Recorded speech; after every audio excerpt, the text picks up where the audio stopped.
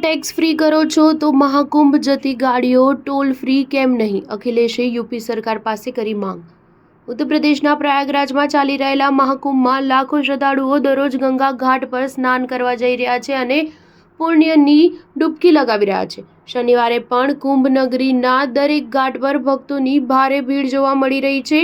શ્રદ્ધાળુઓ વચ્ચે શક્તિ અને ઉત્સાહનો માહોલ છે, પરંતુ રવિવારે સવારે સમાજવાદી પાર્ટીના પ્રમુખ અખિલેશ યાદવ સોશિયલ મીડિયા દ્વારા મહાકુંભમાં આવનારી ગાડીઓને ટોલ ફ્રી કરવાની માંગ કરવામાં આવી છે. અખિલેશ યાદવે પોતાના સોશિયલ મીડિયા પોસ્ટમાં 3 તસવીર શેર કરી છે. આ તસવીર દ્વારા તેઓએ મહાકુંભમાં આવી રહેલી ગાડીઓને ટોલ ફ્રી કરવાની માંગ કરી છે. અખિલેશ યાદવે પોતાની પોસ્ટમાં લખ્યું કે મહાકુંભના અવસર ઉપર ઉત્તર પ્રદેશમાં વાહનોને ટોલ ફ્રી કરી દેવા જોઈએ, જેનાથી યાત્રાની મુશ્કેલી પણ ઓછી થશે અને ટ્રાફિક જામનો સંકટ પણ દૂર થશે.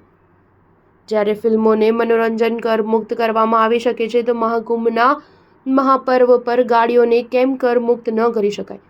સપા પ્રમુખ દ્વારા શેર કરવામાં આવેલી તસવીરની વાત કરીએ તો તસવીરમાં અખિલેશ યાદવ ખુદ પણ જોવા મળી રહ્યા છે. આ દરમિયાન રસ્તા પર હાજર અમુક લોકોને મળી રહ્યા છે અને અન્ય એક તસવીરમાં રસ્તા પર બેસીને અમુક લોકો ભોજન કરી રહ્યા છે.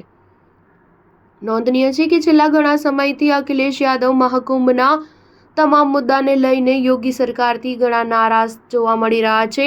અખિલેશ યાદવ મહાકુંભને લઈને અનેક મુદ્દા પર સરકારને સવાલ કરી રહ્યા છે. મહાકુંભમાં લાગેલી આગ, નાસભાગની ઘટના, નાસભાગમાં થયેલા મોત, મેળામાં એકબીજાથી છૂટા પડેલા લોકો, પ્રયાગરાજમાં ટ્રાફિક જામ, પીપા પુલ બંધ કરવા સહિત તમામ મુદ્દા પર અખિલેશ યાદવ ખુલીને સરકારને સવાલ કરી રહ્યા છે. પરંતુ અખિલેશ યાદવે હવે ટોલ ફ્રી કરવાની માંગ કરી છે. સ્ટાર ન્યૂઝ 7 હંમેશા સચ્ચાઈની સાથે.